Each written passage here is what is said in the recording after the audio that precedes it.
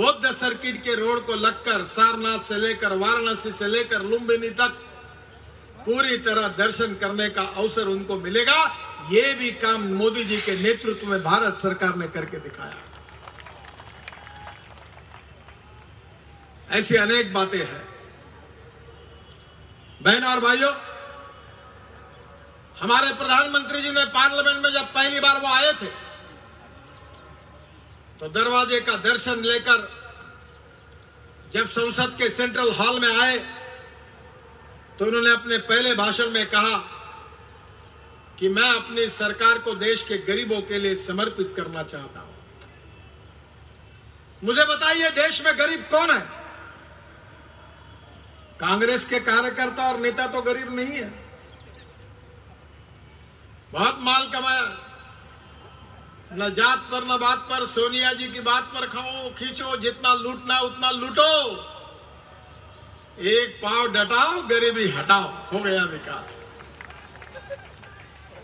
जो देवेंद्र जी कह रहे थे वो सही है। Engineering college, medical college, DEd college, BEd college, सब माल कमाने का धंधा हुआ। और चुनाव के समय आकर जैसा पोपट बोलता है वैसे बाबा साहेब आंबेडकर, महात्मा फुले, शाहू महाराज महाराष्ट्र में ऐसा बोलता है। इधर इनका दुकान चालू है, engineering college, BEd college, DEd college, प्राथमिक शाळा, शिक्षकाचा अर्धा पगार तुम्ही, अर्धा पगार आम्ही, आणि काँग्रेस राष्ट्रवादीची रोजगार आम्ही। लूटो। और पब्लिक में आके नाटक कंपनी के कलाकार काम करते, बाबा साहेब आंबेडकर, महात्मा फुले, शाहू महाराजांच्या महाराष्ट्रामध्ये काय झालं? आज तक हिंदुस्तान के राजनीति का सबसे बड़ा शब्द अगर कोई है तो उसका नाम है डर, फियर। और ये डर के पीछे राजनीति घूम रही है। कोई भांजा बुआ को मिलने जा रहा है, जो एक दूसरे को सलाम नहीं ठोकते थे, गले में गले लगाकर नाच रहे हैं। क्यों? क्योंकि उनको डर है कि मोदी जी के नेतृत्व में भारतीय जनता पार्टी की सरकार को, एनडीए की सरकार को हम हरा नहीं सकते। और इसलिए केवल भारतीय जनता पार्टी का विरोध करने के लिए जो लोगों के विचारों में तालमेल नहीं है, जो एक दूसरे के दुश्मन हैं, जो एक दूसरे को हाथ तक नहीं जोड़ते थे, हंसते नहीं थे, नमस्कार नहीं करते थे, वो भारतीय जनता पार्टी और मोदी जी के डर के कारण एक दूसरे के गले में हाथ डालकर नाच रहे हैं। डर के कारण एक हो रहे, पर ये डर आगे है। ये डर के कारण जैसे एक हो रहे, वैसे इनकी राजनीति भी डर के पीछे घूमती है। इस देश के मुसलमानों को कहते हैं कि ये मोदी जी की सरकार, ये भारतीय जनता पार्टी की सरकार आपको मरवा देंगी, आपके टुकड़े करेंगे, आपको पाकिस्तान में भिजवा देंगे, आपको सुरक्षित रहना है तो पंजे पर मुहर लगाओ, ऐसे भाषण देते हैं। एक दिन पहले कल और मैं और देवेंद्र जी नंदनवन में थे, हमने पट्टे बांटे। ये कृष्णा खोपड़े बैठे या हमारे एमएलए, वो हसन बाग के पट्टे बांटे। तो कृष्णा खोपड़े ने कहा, वो 45,000 से विधानसभा जीता है, उसने कहा कि मुझे 4 वोट मिले और नितिन गडकरी जी को 8 वोट मिले और कांग्रेस को 3,000 वोट मिले हसनबाग में। और महाराष्ट्र की सरकार ने, देवेंद्र जी ने निर्णय किया, पट्टे मालकी हक से बालक बना दिया। वो 4,000 मुसलमानों के पूरे घरों का उनको मालक बना दिया, जिन्होंने मुझे 8 वोट दिए थे और कृष्णा खोपड़े को 4 वोट दिए थे। मैं इसलिए ये बात बता रहा हूं कि 5 साल में, 10 साल में नागपुर के मुसलमान, नागपुर का दलित समाज हमको दिखता है, पहचानता है, हमारे साथ कंधे से कंधे लगाकर काम किया है। और मैं उन लोगों में से नहीं हूं मैंने साफ बता दिया था कि मैं राष्ट्रीय स्वयंसेवक संघ का स्वयंसेवक हूं, देना है तो वोट दो, नहीं देना है तो मत दो। तब भी हजारों दलित कार्यकर्ता, मुसलमान कार्यकर्ता रात दिन हमारे लिए मेहनत करते थे, क्योंकि हमारे पार्टी का विचार है सबका साथ सबका विकास। हमने कभी भेदभाव नहीं किया। प्रधानमंत्री आवास योजना में घर बन रहे, 60% दलित है, आदिवासी है, मुस्लिम है, उन गरीबों को 2022 के पहले हम मकान देंगे। ये संकल्प किसने किया? भारतीय जनता पार्टी ने किया, नरेंद्र मोदी जी ने किया, हमारे सरकार ने किया, देवेंद्र फडणवीस ने किया। 10,000 मकानों का काम शुरू है। उज्ज्वला योजना में 6 करोड़ गैस के सिलेंडर, शेगड़ी बांटी गई, अब 9 करोड़ बांटने वाले हैं। 60% कौन है? दलित समाज के, आदिवासी समाज के और मुसलमान हैं। हमने ये नहीं कहा कि केवल हिंदुओं को गैस का सिलेंडर मिलेगा। कभी हमने ये नहीं कहा कि हिंदुओं के घरों में बिजली मिलेगी, मुसलमानों को नहीं देंगे। हमने ये नहीं कहा कि हिंदुओं के युवाओं को रोजगार मिलेगा, कभी मुसलमानों को नहीं मिलेगा, दलितों को नहीं मिलेगा। हमने दीक्षा भूमि का विकास किया, हमने ताजबाग का विकास किया, हमने छोटा ताजबाग का विकास करने की योजना मंजूर की। हमने हमारे ईमानदारी से एक कार्यक्रम चलाया, सबका साथ सबका विकास। जात, पंथ, धर्म, भाषा, सेक्स के आधार पर हम किसी के साथ अन्याय नहीं करेंगे। गरीब गरीब होता है, गरीब को जात, पंथ, धर्म और भाषा नहीं होती।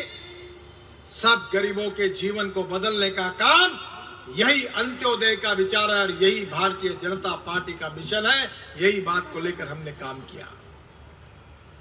पर कांग्रेस पार्टी वाले, हमारे विरोधक, ये अपप्रचार करते हैं। ये बाजू में, ये सभा के बाजू में चौक है, विधानसभा है बाजू में। ये हमारे नाना श्याम कोड़े, हमारे एमएलए बैठे हैं, दलित समाज के। ये जब स्टैंडिंग कमेटी के चेयरमैन थे तब मेरे पास आए थे और उन्होंने कहा मेरी इच्छा है कि ये अंबेडकर जी के पुतले को अच्छा बनाकर सौंदर्यीकरण करने की इच्छा है। हमने इस चौक का सौंदर्यीकरण भारतीय जनता पार्टी के म्युनिसिपल कॉर्पोरेशन में नाना भाऊ श्याम कोड़े जब हमारे स्टैंडिंग कमेटी के चेयरमैन बने, उसको बनाया और संविधान चौक के रूप में उसका नामकरण देवेंद्र जी ने हमने किया। आज वो चौक यहां है और हमारे बारे में विष फैलाते कि हम संविधान को तोड़ने वाले हैं। अरे जिस कांग्रेस ने इमरजेंसी लगाकर 80 बार संविधान को तोड़ा है और बाबा साहब के संविधान की ऐसी तैसी करा दी है, वो कांग्रेस वाले आकर कहते हैं कि हम भारतीय जनता पार्टी संविधान को तोड़ेगी। जब केशवानंद भारती केस में सुप्रीम कोर्ट ने निर्णय दिया कि salient features of the constitution can not be change, हम कभी बाबा साहब आंबेडकर जी का संविधान तोड़ेंगे नहीं, तो इस संविधान का उपयोग करके दलित, पीड़ित, शोषित समाज को हम न्याय देने की कोशिश करेंगे और उसमें सफल होंगे। यही भारतीय जनता पार्टी का मिशन और कार्यक्रम है। पर चुनाव को देखकर ये डरे हुए नेता, ये डरी हुई पार्टी दलितों के मन में, मुसलमानों के मन में, आदिवासियों के मन में डर पैदा कर रहे हैं। भारतीय जनता पार्टी दलित विरोधी है, मुसलमान विरोधी है, अपप्रचार कर रहे हैं, दंगे फसाद करने के सपने देख रहे हैं और वोट बैंक की राजनीति कर रहे हैं।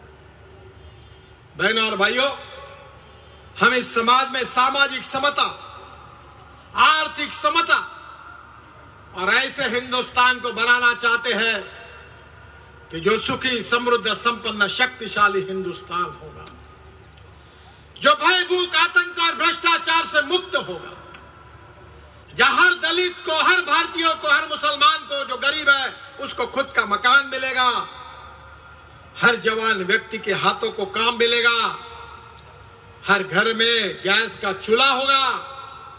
अगर हार्ट का ऑपरेशन करना होगा तो प्रधानमंत्री जी ने आयुष्य योजना लाई है, निःशुल्क उसका हार्ट का, कैंसर का, कोई भी बीमारी हो 5 लाख रुपए तक का हेल्थ इंश्योरेंस होगा। शिक्षा के क्षेत्र में, स्वास्थ्य के क्षेत्र में, आर्थिक विकास के लिए, सामाजिक विकास के लिए अनेक योजनाओं के द्वारा हमारे राज्य सरकार और भारत सरकार ने जो काम किया है, वो आपके सामने हमने कोई भेदभाव नहीं किया। और इसलिए मैं आप सब कार्यकर्ताओं को आह्वान करता हूं कि जो कांग्रेस दुष्प्रचार कर रही है, जो भारतीय जनता पार्टी को विलन के रूप में दिखाकर डरा रही है, वोट बैंक के राजनीति के लिए फियर पैदा करना चाहती है, आप लोगों को जाकर समाज में लाकर ये सच्चाई को बताना होगा कि भारतीय जनता पार्टी न कोई सांप्रदायिकता को मानती है, न कोई जातीयता को मानती है। राष्ट्रवाद हमारा आत्मा है, गुड गवर्नेंस एंड डेवलपमेंट हमारा मिशन है। और समाज के शोषित, पीड़ित, दलित, आदिवासी, जिनके पास रहने के लिए मकान नहीं है, खाने के लिए रोटी नहीं है, शरीर पर कपड़ा नहीं है, उस दरिद्र नारायण को केंद्र बिंदु मानकर उसके जीवन को सामाजिक आर्थिक परिवर्तन करके उसके जीवन को बदलने का काम जो 60 साल में कांग्रेस नहीं कर सकी, वो 5 साल में हमने करके दिखाया है। और उसी सरकार का नाम है भारतीय जनता पार्टी, जो मोदी जी के नेतृत्व में हमने काम किया है। ये सच्चाई है। और इसीलिए कल मैंने आपके भाषण में कहा था कि अगर कोई चाहता है तो हमारे सरकार के कार्यों का, हमारे योजनाओं का सोशो इकोनॉमिक इंपैक्ट का अध्ययन करे और अध्ययन करके उसका रिपोर्ट जनता की अदालत के सामने लाए। इन्होंने, कांग्रेस ने केवल खुद का विकास किया, चेले चपाटे और चमचों का विकास किया। कांग्रेस के नेताओं की गरीबी हटी, पर कांग्रेस वालों ने केवल गरीबों को मूर्ख बनाने का काम किया। जवाहरलाल नेहरू जी कहते थे हम गरीबी मिटाएंगे, फिर इंदिरा गांधी जी आए, उन्होंने 40 कलमी, 20 कलमी, 5 कलमी कार्यक्रम का गरीबी मिटा हटाएंगे। फिर राजीव गांधी आए, बोले रुपए भेजता है तो 15 पैसे पहुंचते हैं, उन्होंने गरीबी हटाओ का नारा दिया। फिर सोनिया जी आई, उन्होंने गरीबी हटाओ का नारा दिया। अब नेहरू जी का पोता भी गरीबी हटाओ का नारा दे रहा है। किसकी गरीबी हटी है? मोदी जी के नेतृत्व में पहली बार 18% लोगों के घर में बिजली गई। भाग्यश्री योजना में 6 करोड़ गरीबों के यहां गैस के सिलेंडर और चूल्हा पहुंचा है। और प्रधानमंत्री जी ने हमारे गरीबों के लिए आयुष्य योजना में एक परिवार के लिए 5 लाख रुपए का हेल्थ इंश्योरेंस देकर गरीबों की व्यवस्था कर दी है। ये तस्वीर हमने बदली, हमारे सरकार ने बदली है। और इसलिए मैं आपसे अनुरोध करूंगा, इस सच्चाई को जनता के पास पहुंचाने के लिए इन चीजों का अध्ययन करके आपको प्रभावी रूप से प्रचार करना होगा। जब कन्विंस करने की क्षमता खत्म हो जाती है तो कंफ्यूज करने की शुरुआत होती है। भारतीय जनता पार्टी दलितों के विरोध में, मुसलमानों के विरोध में, आदिवासी के विरोध में है। ये कांग्रेस की वोट बैंक की राजनीति है। फियर, डर पैदा करके भारतीय जनता पार्टी को विलन के रूप में पेश करके गरीबों को, दलितों को, मुसलमानों को, वनवासियों को डराने की कोशिश हो रही है। पर जो 60 साल में ये नहीं कर सके, वो 5 साल में हमने करके दिखाया। वो इतिहास लोगों के सामने है, ये सच्चाई लोगों के सामने है। और इसीलिए मैं आह्वान करता हूं कि सोशो इकोनॉमिक इंपैक्ट स्टडी करिए, ऑडिट करिए। हर योजना में किस जाति को कितना फायदा हुआ आने दीजिए, दूध का दूध और पानी का पानी हो जाने दीजिए। सच्चाई लोगों के ध्यान में आएगी। और इसीलिए बहनों और भाइयों, आप इस नागपुर की पवित्र भूमि से प्रेरणा लेकर एक संकल्प करिए कि 2022 तक हर गरीब, दलित, पीड़ित, शोषित, मुसलमान हो, वनवासी हो, दलित हो, उसको अगर पक्का मकान चाहिए, उसके बेटों को रोजगार चाहिए, उसके परिवार को 5 लाख का इंश्योरेंस चाहिए, उसके लिए 24 घंटे बिजली चाहिए, विकास सही अर्थ में उसके घर में अगर पहुंचाना है, तो मोदी जी के नेतृत्व में फिर से एक बार हम संकल्प करके यहां से जाएंगे कि एनडीए की, भारतीय जनता पार्टी की सरकार इस देश के शोषित, पीड़ित, वंचितों के तकदीर को बदलने के लिए फिर से एक बार पूरी ताकत लगाकर इस सरकार को हम फिर से देश में लाएंगे।